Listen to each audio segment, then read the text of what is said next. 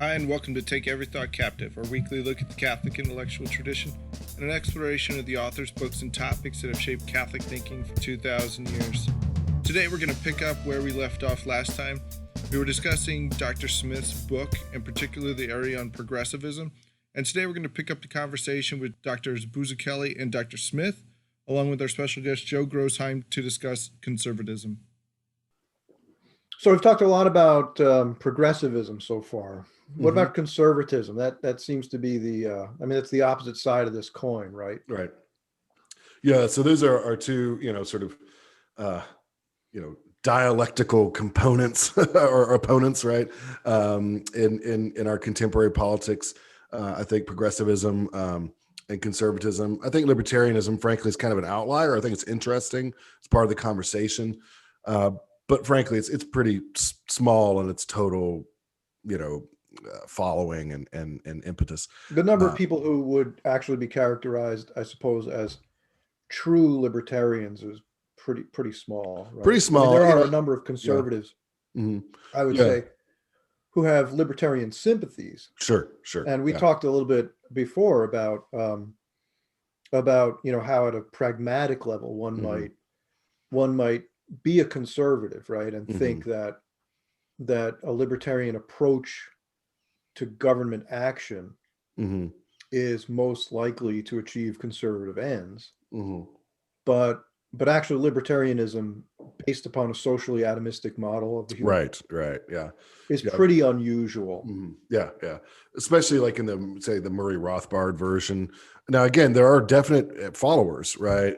But the people who do follow Murray Rothbard tend to do so with a great deal of zeal, I'll say. But yeah, I think it's kind of the minority report, we'll say. Conservatism in some ways kind of grows up as a reaction against progressivism, especially that's true in the modern period, or against radicalism. That's kind of both one of its strengths and its weaknesses. It is reactionary, I think, as a political stance historically. By reactionary, I don't mean that in the technical sense of like wanting to reestablish the French monarchy, but that's like being reactionary in the technical sense, right? But by sort of reacting to radicalism or reacting to progressivism, you think about probably the first modern conservative is Edmund Burke. Interestingly, he's actually a member of the Whig Party in England, right? Which is the more classically liberal party. He's not a Tory, actually.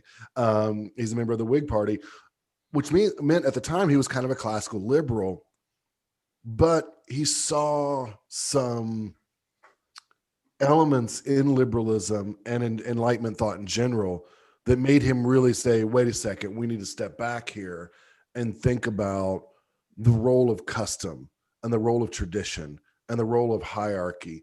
Maybe like Burke wasn't a Tory. He didn't want to go back to like throne and altar, but he was a classical liberal in some ways, but he also said, we need to maybe keep more tradition and custom and hierarchy than we may have thought beforehand. Right. Of course, his most famous work is, if I remember correctly, Reflections on the Revolution in France.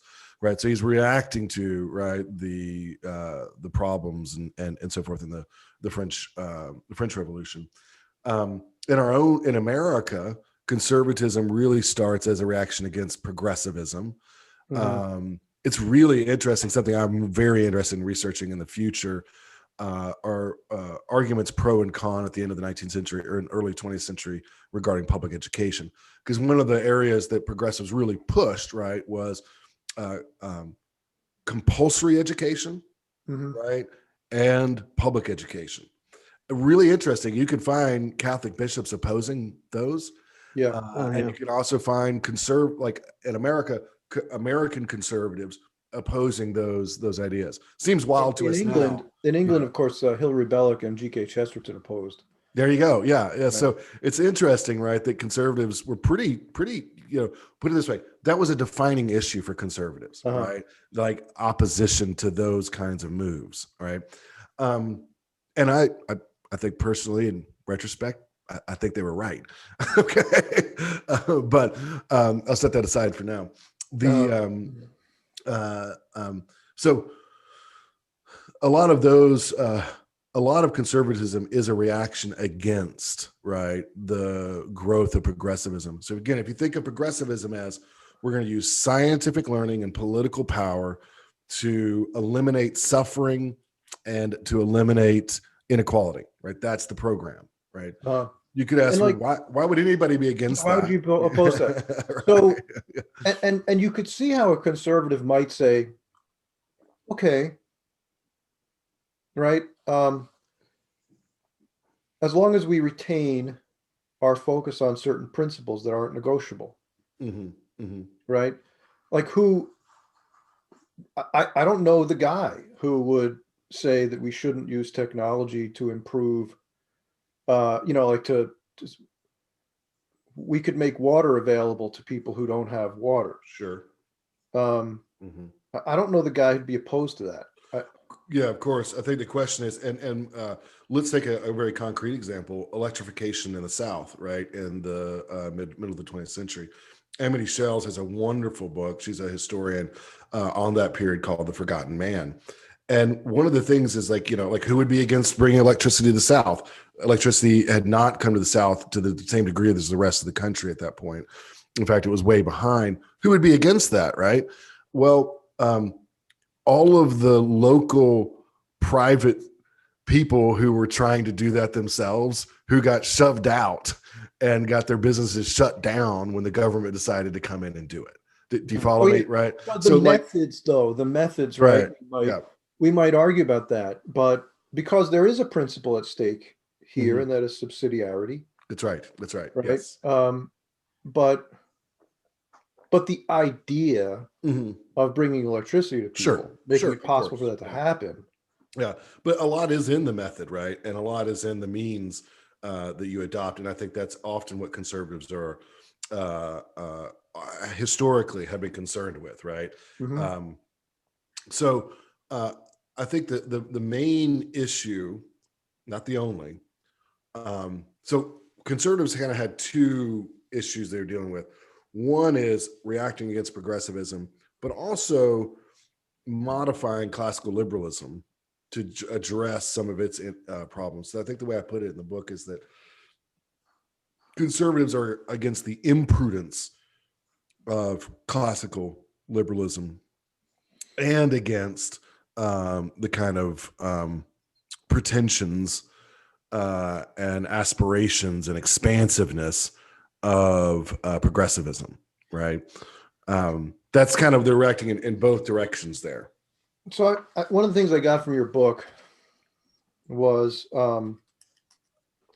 it seems to me that there's a point of demarcation. Now, correct me if I'm wrong, but this is kind of the way I came across, the way it came across to me. Because of this bent that there is in progressivism on science and expertise and so forth, right? There does seem to me to be this idea that in the end, there isn't really such thing as human self-determination. The variable that comes along with human beings actually being able to decide this way or that.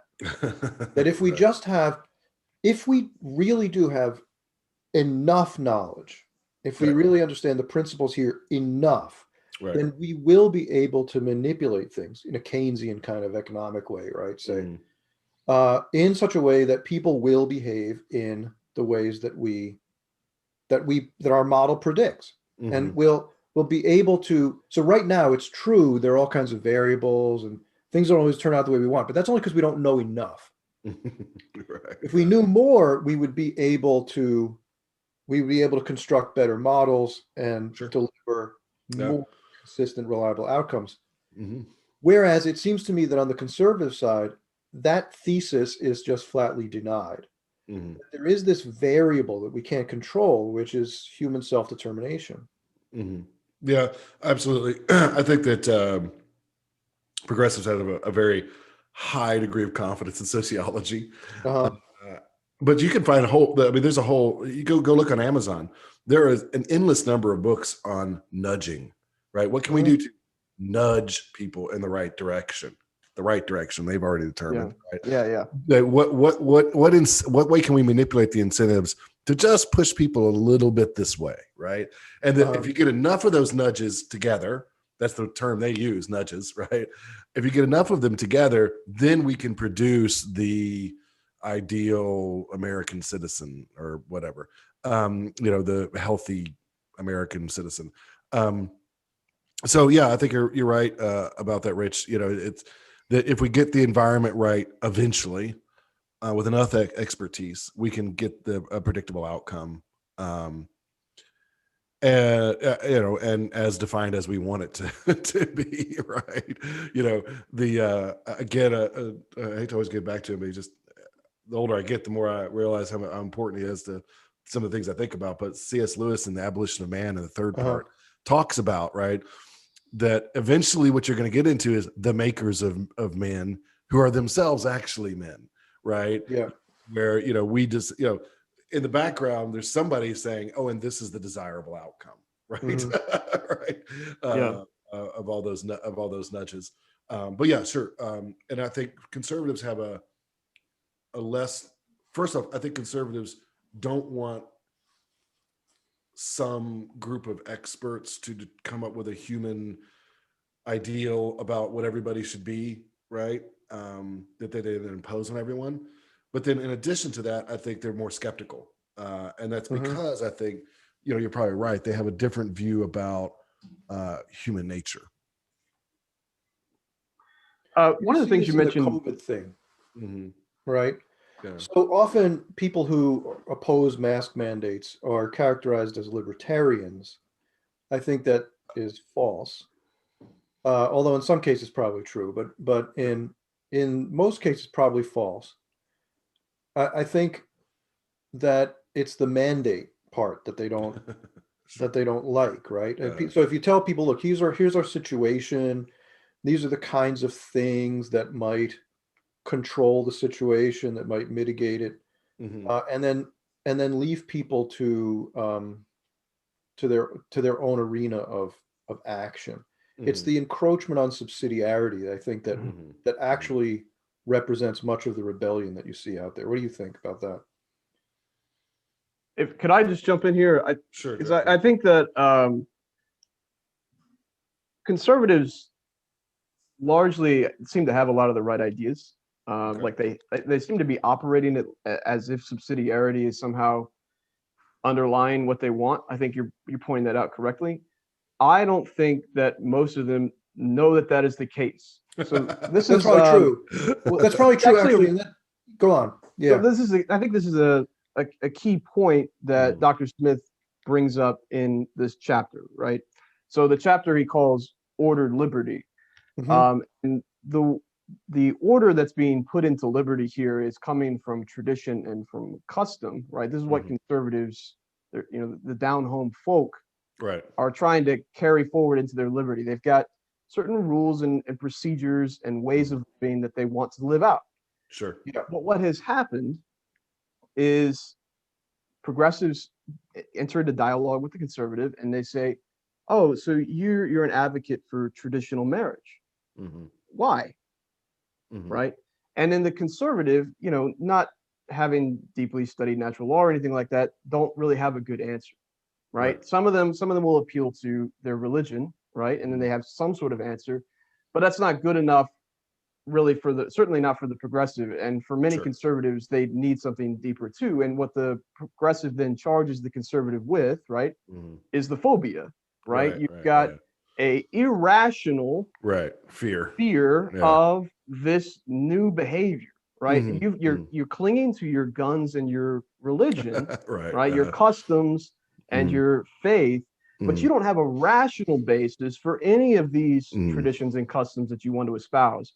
So you might say, I value self-determination. I don't want the mask mandate. I for some reason, right? Well, I just think that's bad. Is an important good, right? It's one of the things that they would, the price is too high, I think, is what a lot of people would say. And this goes to the whole thing about, so the question is, what are you conserving? And right, so you would, I think this is really one of the central issues. If we're going to talk about conservatism, we need to know what it is that's being conserved, right? And and Joe is touching on what that is, right? It's Mhm. you say it clearly in your book. Why don't you remind us of what those things are? Sure. So, I mean, I think that conservatives are they grow out of classical liberalism, right? So, in that sense, they are committed to liberty, but I think an ordered liberty, right? So, it's an exercise of what I like to say is self-governance, right? I like the term self-governance because it does have this sense of order to it and control. So it's not a kind of pure voluntarism kind of issue right here we're talking about for a conservative. What the conservative relies on is natural law and custom to guide his exercise of liberty. Natural law, right, of course, is a contentious issue in our contemporary world. It wasn't 100 years ago, and certainly not 150 years ago, certainly not when the founders were working in America, that there are certain basic moral principles that we can know, right? We can know the clear to our natural reason. The way Thomas Reed puts it, he's very influential in the American scene, is that, it's natural to all men to know that they should do what is proportionate, right, to who and what they are, right? And that's just kind of the way he puts it. He's like, this is just a self-evident principle of morality. If you're going to be moral, this is what you must do. And it's funny, you can actually find Thomas Reed quoted in Supreme Court cases in the early parts of the Republic, the American Republic. So what conservatives, I think, want to conserve then is natural law, and the way that natural law and custom as guides to self-governance, right? So there's several things at play here that they want to conserve. They do want to conserve self-governance, I think, from a Catholic perspective, what we could call subsidiarity. But that conserving of liberty involves a conception of liberty or of self-governance that includes natural law and includes custom. Natural law, I think, kind of a shorthand version of natural law, like the everyman's version of natural law, you could say, basically comes down to, act according to the truth, or something like what Thomas Reed talked about, but really then comes down to, God, family, and country, right? That is that you honor God, you work hard for your family, you protect your family, you raise your family, you're devoted to sacrificing yourself for your family, and you're a patriot, right? That is, you love your country. And that those are the kind of things that help to guide you in your self-governance, along with custom. Now, custom, I think, is important and often neglected for a variety of reasons, but it really shouldn't. And I think a lot of philosophers kind of drop this out, even working within the natural law tradition, kind of forget just how important custom is. Custom is important at one hand because it's just kind of a shorthand way for us to exercise, to work together and to cooperate together. Like when, before our current, medical pandemic or whatever, shaking hands, right? That's a custom. There's no particular reason to shake somebody's right hand, right? But amongst people in our culture, that means something, right? It's a quick way to say, hey, I'm a good guy. I think you're a good guy. We're going to work together, right? If you were to refuse to shake somebody's hand, that's actually saying something, you're really signifying there, right? So actually, I think custom's really important for our practical reasoning, just in that way. But also, and this is a Thomist position, custom very often is an expression of public reason. That is, custom is not completely arbitrary. It's the work of reason over time within a given social context. And that actually, you might say, particular forms of etiquette between men and women are not absolutely necessary, right? But a certain kind of etiquette and reserve between men and women is actually necessary, as we've learned we've learned since we got rid of it, right? And so public reason in that way over time says, okay, well, one thing we're going to do is we're going to make sure that courtship is chaperoned, right? This idea of young men and young women being alone in rooms by themselves, right, would have been crazy to people even 100 years ago. What are you thinking? You're not thinking at all, right? Yeah. Of course, we've gotten rid of all that sort of thing. But the, universities used to act in loco parentis, right, with respect to students, right? That is in the place of the parents.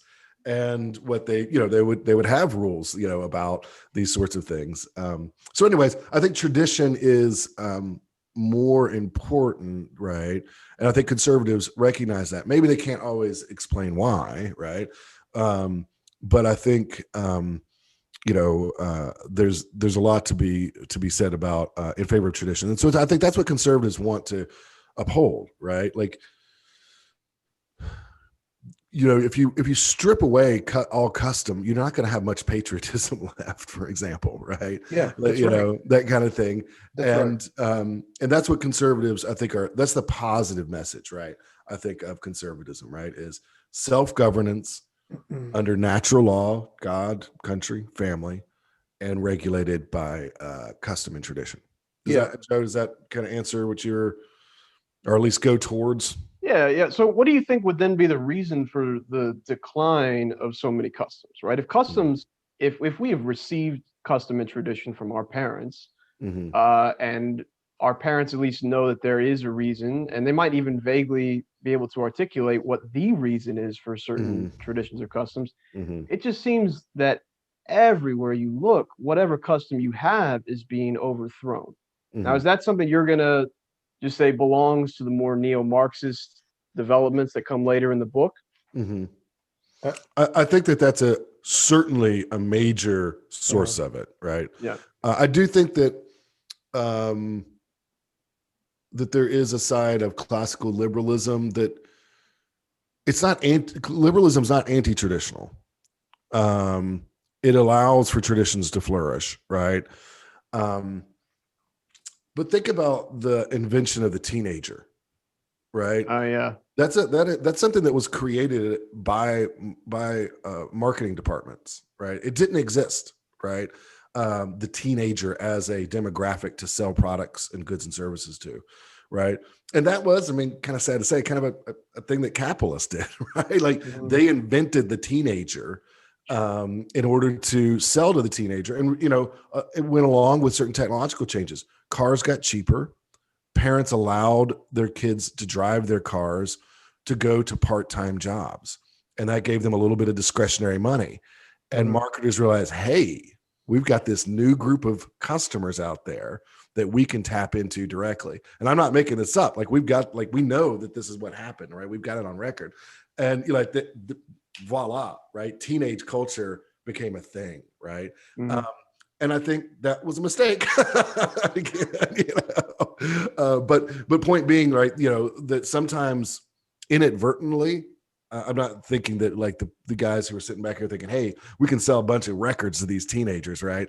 I'm not saying, that they're thinking like, I want to make some money. They're not thinking, well, we're gonna radically change the culture, but they did. Inadvertently, but they did. So sometimes I think there are things like that that subvert tradition and subvert custom. Technological changes, market changes, things of that sort. And that just, that is just kind of, I think to some degree part of life. Certainly. I think today though, I think today that a lot of it is deliberate. A lot of it is sure. People go out of their way to change it. And for example, the word change has become a kind of slogan. Sure. Right. It's good in itself. Yeah. Right. And, but one of the things I think is at issue here, right, is that there's a kind of an epistemological move that gets made that even conservatives have, for the most part, bought into. And that is that we should question everything out extra. Right. So in other words, I'm always questioning from the outside, not from the inside. If I question from the inside, and this is something theologically, this is an important distinction, right? To question ad intra versus ad extra. The ad intra question is the one that says, I may not know why such and such a thing is the case, or I may not understand it, but I know that it has some meaning, some value. A trust. So I'm asking the question from this perspective of trust to understand what I don't currently understand. The odd extra question, right, presupposes that a thing needs to be justified if it's to be accepted or believed. And that move, I think, is part of what's at issue. Because, right, because custom is the way Dr. Smith was describing it, right? So it grows organically out of history. And history isn't lived by any one person, right? It's lived by all of us over time, over generations. So if on Thomas's model, right, I mean, think about as an analogy, the way different trees might grow in different environments, right? So you've got an oak tree here and an oak tree there. They're the same species of tree. Maybe they were even cut from the same sapling and planted in the ground, right? So they're identical to each other, but they're growing in different places. And so as they grow, the sun is different, the microclimate is different, and they develop different shapes. That would be kind of the way, the difference between the customs in Normandy versus the customs right in and one of the I think epistemological advantages of tradition, right? So again, we have this view that tradition is just arbitrary, right? But I don't think it is. I mean, like I say, the particular mannerisms might be a little bit or might be contingent, right? But I don't think the roots of it are arbitrary. You think about custom and tradition and using the agricultural, right? This is the man of experience in Aristotle, right? Who may not understand why, but he knows that, right?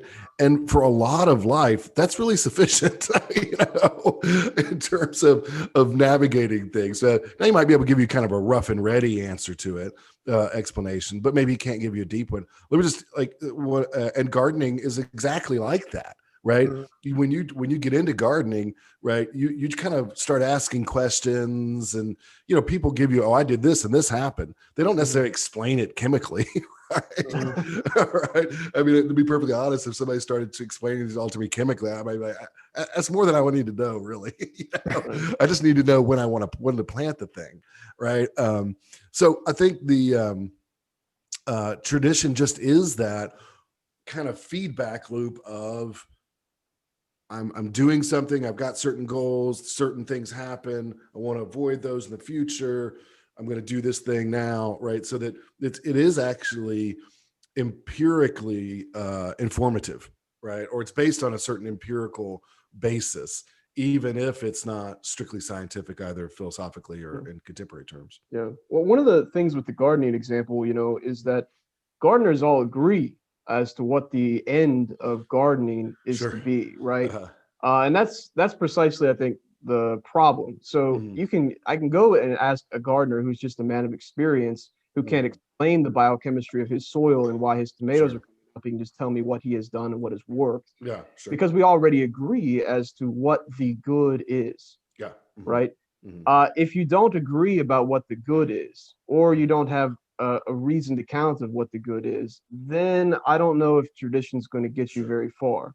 Right. I agree. And that's where I think your account of the common good adds to conservatism, right? Conservatism needs not just tradition and custom as sort of something that works, but something that works for a very certain and definable, knowable good. Right. That we can all work for together. Sure. Yeah, that's good. Thanks, Joe. You're right. And I think, ultimately custom's not sufficient, because occasionally custom gets it wrong also, right? Right. And so we need an account of something beyond custom, as valuable as it is. And so, my examples earlier about courtship etiquette presuppose a certain goal, right? Right. That is chaste courtship, leading to fruitful and virtuous Right. marriage. Right. If the goal is fornication, then being alone is precisely what you want, That's right? Yeah. And you love the invention of the teenager, right? I mean, you think about like the being alone in a car making out, right? That is teenage culture, right? Anyway, so yeah, I think you have to have that. And so, it's really interesting when you look at Thomas on this, right? Thomas is very earthy on this point, which I really appreciate. He says, look, I said basic goods and services to kind of make it more contemporary, but he says it's bodily and temporal goods, right? Mhm. It's the just use, exchange, and development of bodily goods within a historically definable, community. So he's talking about houses, clothes, food, also sex and marriage, right? Because that involves bodily goods, obviously, right? You have to have some living bodies, right? And that comes from sex and marriage. So those are the things that we're looking for, but we're looking for it in a virtue, like those things to be done and developed virtuously, above all with justice, but also more generally in accordance with virtue. And then, of course, that's fairly contentious today, obviously, right? But I think you can hang your hat on justice and get a lot, make a lot of headway. But provided you agree on what the definition of justice is, which today, Sure. Yeah, we don't, and the side that would disagree with an Aristotelian account of that is just wrong, right? They're in error. What can I say? Like justice is rendering what is due to another, right? And that's just flat true. Then you can sort of expand off of that and say, well, what's due to me is to just get, have to borrow money and never pay it back, right? Right, and it's like, how's that work? Why? Right? Why is it that you should be able to borrow money and never pay it back? But you're right. Obviously, those are contentious issues. And in other parts of the book, I try to advance why, like what I think justice is and why it makes the most sense and that sort of thing. But yeah, if you have that as your goal, right, then you can say, oh, and these traditions have done a good job of advancing it, right? This is one of the reasons I think we are kind of naturally oriented in this direction. Of course, with sin, it becomes more complicated. But I think we're naturally ordered towards wanting to have a just development of goods and services, basic goods and services. Lots of things get in the way, but traditions grow up as a way to advance that, right? We find out what works, what's in those terms. And I think traditional marriage and, all the etiquette that goes around it goes along with that, right? that these sorts of strictures help to advance this common good, right? Mm-hmm. That we share together. And I think for conservatives, how, I don't know rhetorically the best way to articulate that maybe, but we can think about it, right, as I think, our just prosperity together or something along those lines. And I think that's what conservatives are aiming towards. Now, very importantly, that includes a proper respect for the proper function of the parts, right? Which loops back around to, the opposition to progressivism. I actually think that progressives are entirely wrong about the nature of the common good, and that the common good actually includes a robust subsidiarity, a robust self-governance, to put it in American terms, of the parts. And so that it's contrary to the common good, right? To try to take over functions that are proper to the family, are proper to various associations or local communities. Those should be left to those associations and local communities. both because it's just and because it's more efficacious for the common good. Mhm. And I think conservatism, has lacked that language and that model to explain itself sometimes, right? And so conservatives are actually, I think, pretty good at making negative arguments against progressivism. Wow. But you need a you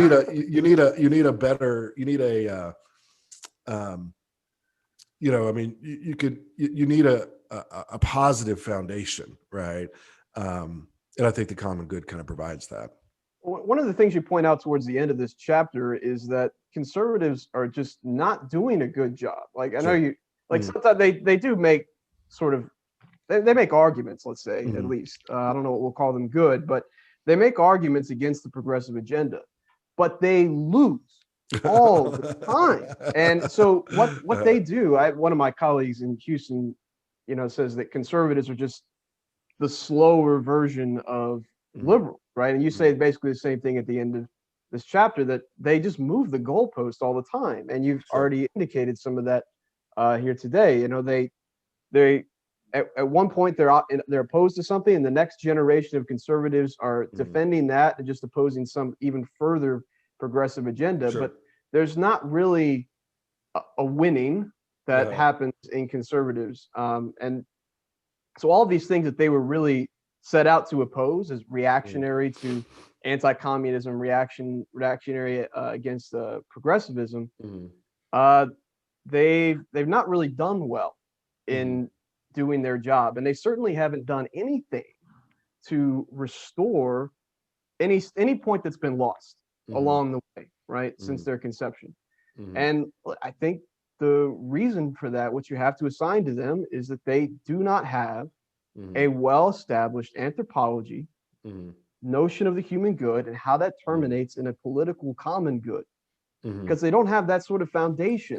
When they are opposed by the progressive, they are so vulnerable to the charge of a phobia that they just capitulate generation after generation. Sure. We've lost the vocabulary too, right? Yeah. I think there are several things there. I mean, you could say why. I mean, I don't think conservatives have been successful, or that they've. I think the way I put it is that they have kind of slowed the corruption of Western politics from progressivism, but haven't really turned the tide. So there's probably a variety of reasons that. I mean, I think one of them was for sure that what you're saying, right, is that they because they don't have this conception of the common good, that's problematic. That's where I think we have to part ways often with libertarians, right? Because unfortunately, libertarians tend to think that there isn't an already set good, right? This is why I say in several places earlier in the book, that one of the common failures of the Enlightenment is to prioritize liberty over the good, right? Or freedom over the good. What you have to have is the good is prior to freedom.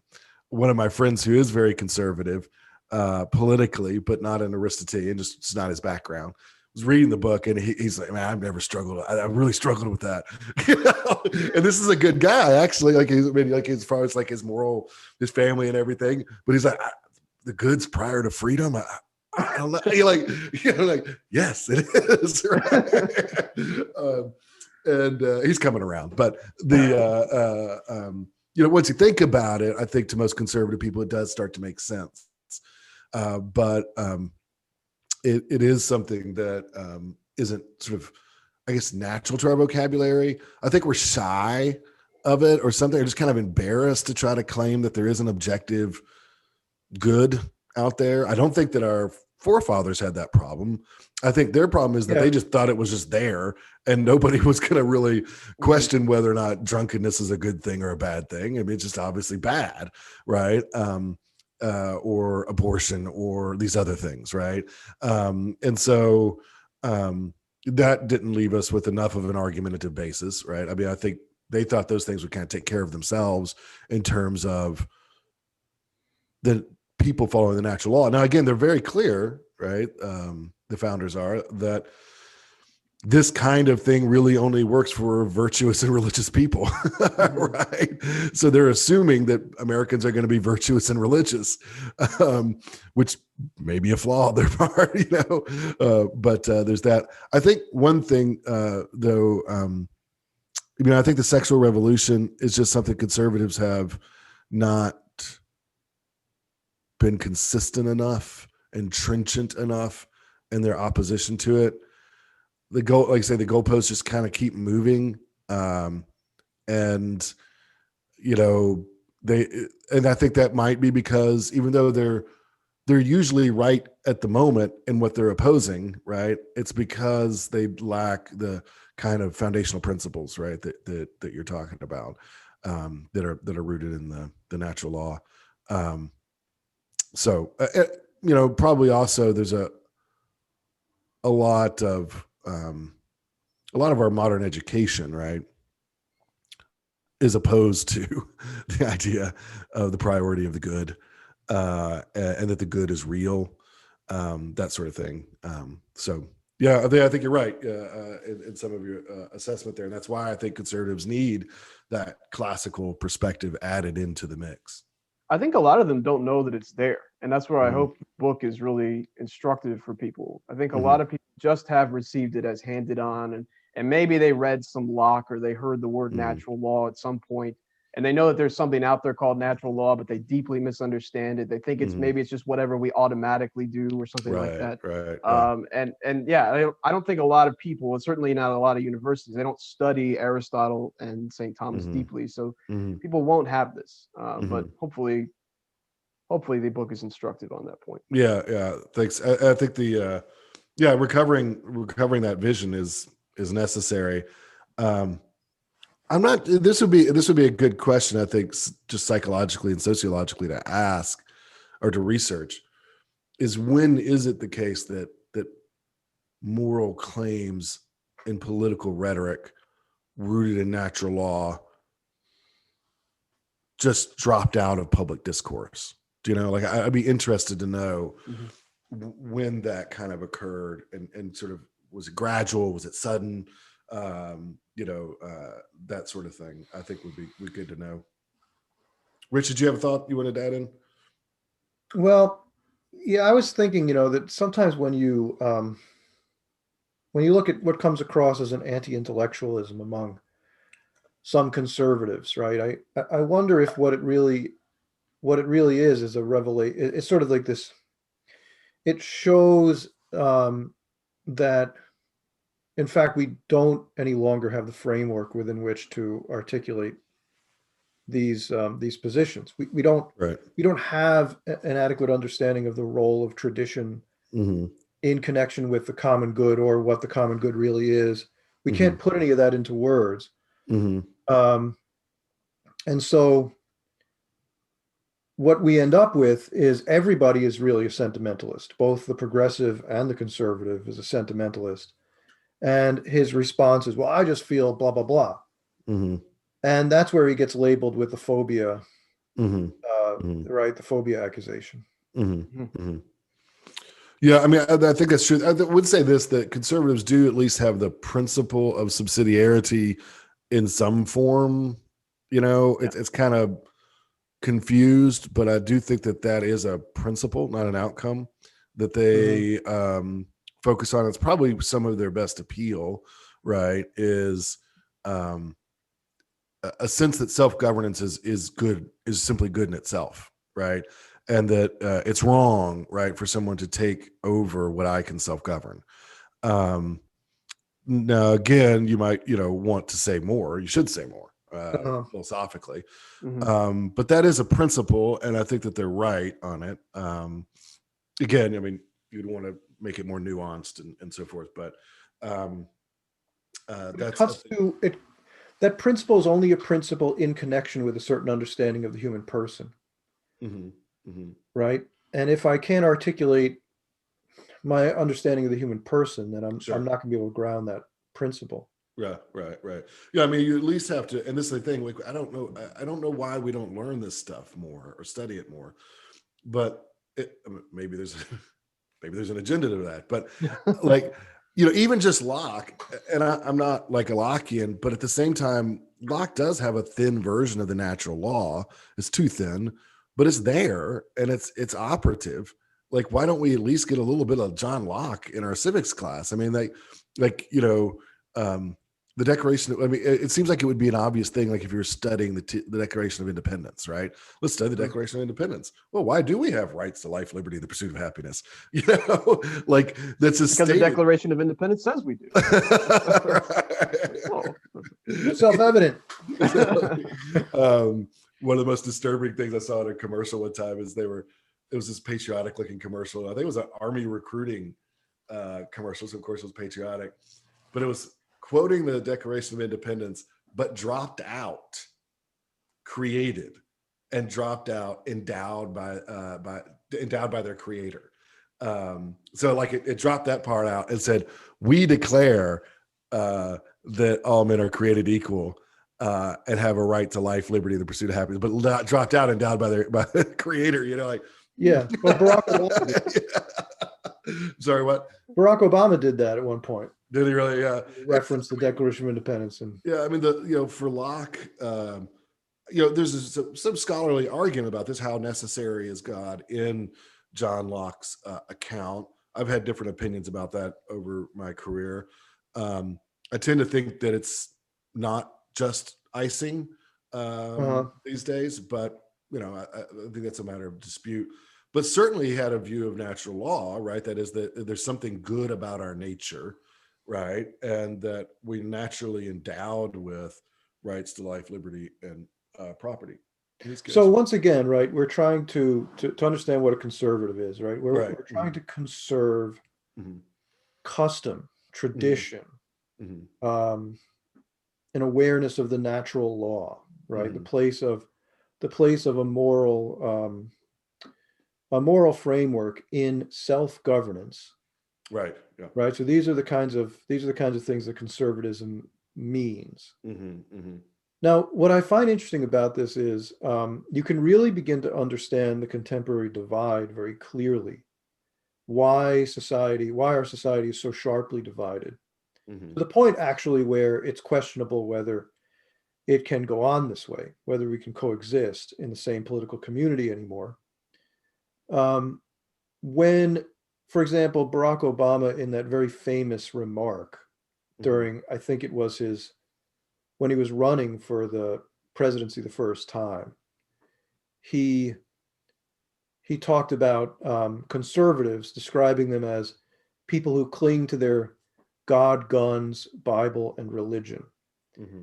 And that disparaging, dismissive way of talking about conservatives, right? Sure. I think really characterizes, first of all, the progressive attitude toward conservatism. And at the same time, it encapsulates really what the fundamental concerns are. And I don't want to say, the conservatives are all about guns. That's not the point. Sure. The guns here is a stand-in for self-governance. Sure. Right. You know what I mean? Yeah, absolutely. I think that's a good example. Thanks, Rich. And I think for progressives, I was listening recently to a podcast by Albert Mohler, who's pretty politically astute guy. And, he kind of made this point that progressives find conservatives to be, at the very least, mysterious, like kind of incomprehensible, right? I think that's kind of interesting, right? There's actually been a number of sociological studies done where they demonstrate that conservatives understand progressives better than progressives understand conservatives, which is really interesting as well. But with that comment you're talking about in the speech made by President Obama, or soon to be President Obama, and then other issues, like there was this famous book that came out that's called "What's Wrong with Kansas?" Right? It was literally like, "What's wrong with Kansas?" Right? It was written from a progressive point of view, and both of those statements had to do with the view that, from the progressive perspective, these people are acting contrary to their own interest. They don't really understand what's in their interest. If they would just get along, right, come on in, right, to the progressive way of doing things, right, then they would be better off. We'd all be better off. We'd use political power and scientific knowledge to create greater satisfaction in life, right? And I think that's rooted in kind of the outcomes perspective that progressives tend to focus on. I really do think that conservatives, even if they can't defend them or explain them very well, are kind of deontologists, right? That is, they think that there are just some things that are right and wrong, and so why, so there's this constant angst that progressives have with conservative women, right? Why on earth are you voting conservative? It's not in your interest to vote conservative, right? It's more in your interest to vote this other way. And it baffles them that a woman might vote conservative because she's against abortion, right?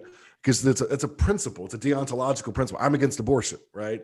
And so it's worth me putting before other considerations, right? Now we could argue whether or not progressivism does actually advance the interest of these various groups, but certainly that's the perception and that's the message, right? And I think for progressives, that's kind of why I think that's a good way of thinking about the difference between progressives and conservatives. It's not the only thing, and there is one great, I think, deontological principle that progressive has, and that's that equality is good and inequality is always bad, right?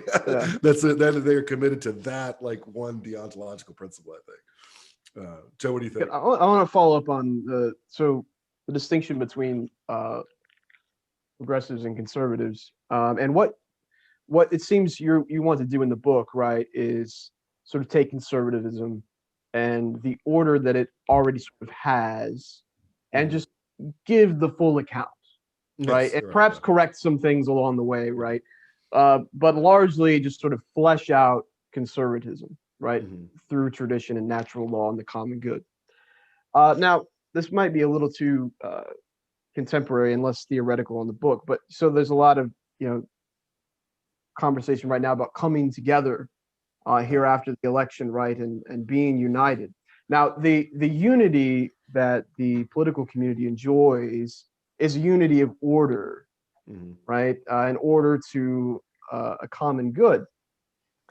And the question I have is this: progressives and conservatives, even conservatism rightly construed by natural law and the common good, they're so sharply opposed that it doesn't seem to me that they really have any sort of common good that they are cooperating to achieve. Certainly not the common good. There might be a little overlap here, but it seems that, at least arguably, in large part, there is little to no common good between conservatism and progressivism. And if that's true, can you even unite your country back together, right? Can conservatives and liberals actually live in the same house?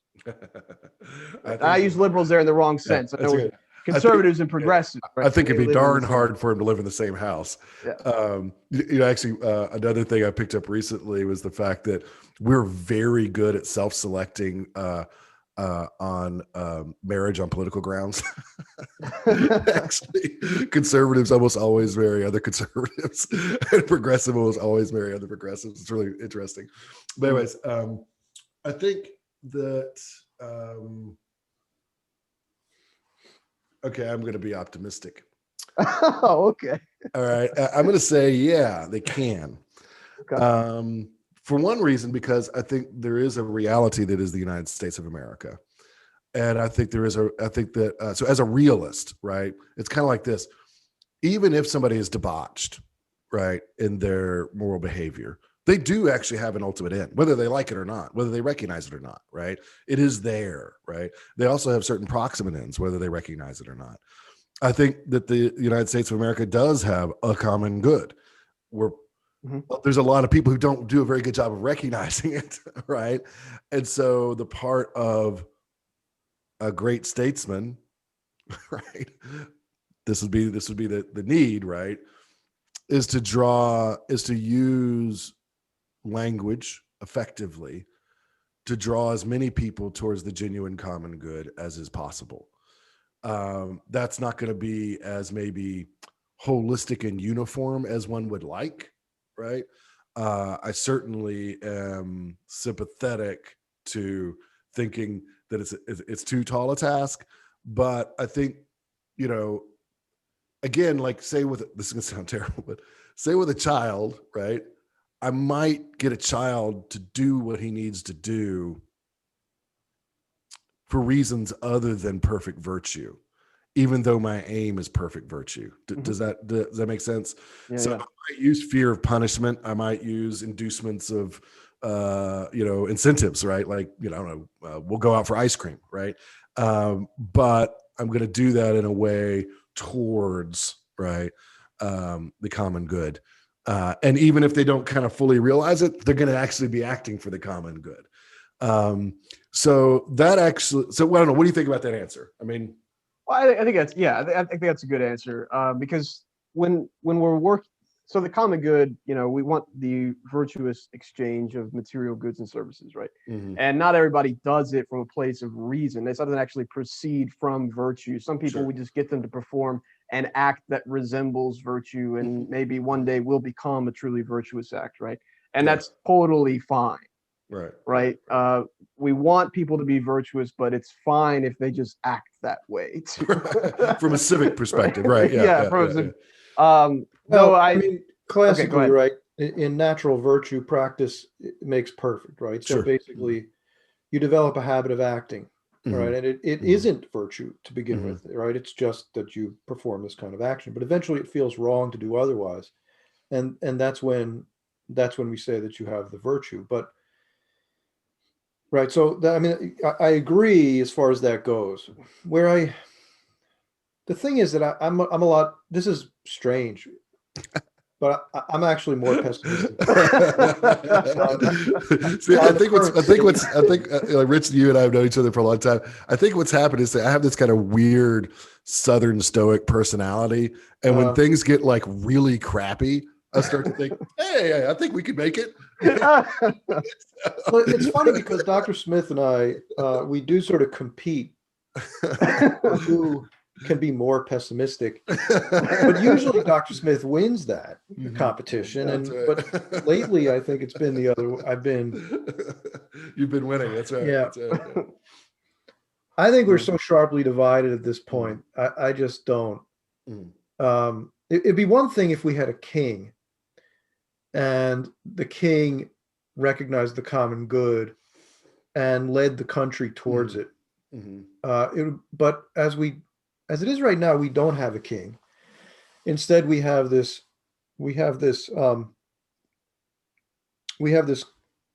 weird kind of system, right, in the Constitution, where you've got two houses of Congress Mhm. elected by the people, who themselves are sharply divided by region.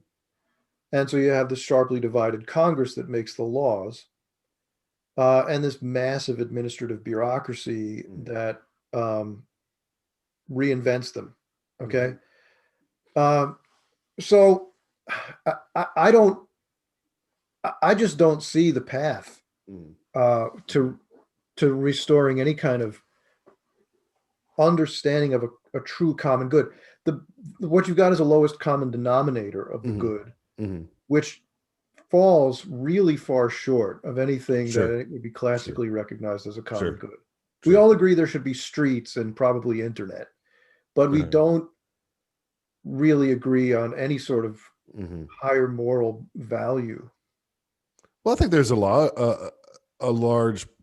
are large communities that do have overlapping moral commitments, right? We have seen the growth in opposition to abortion over the years. That was about a very minority position in the past, when Roe v. Wade was originally passed, right?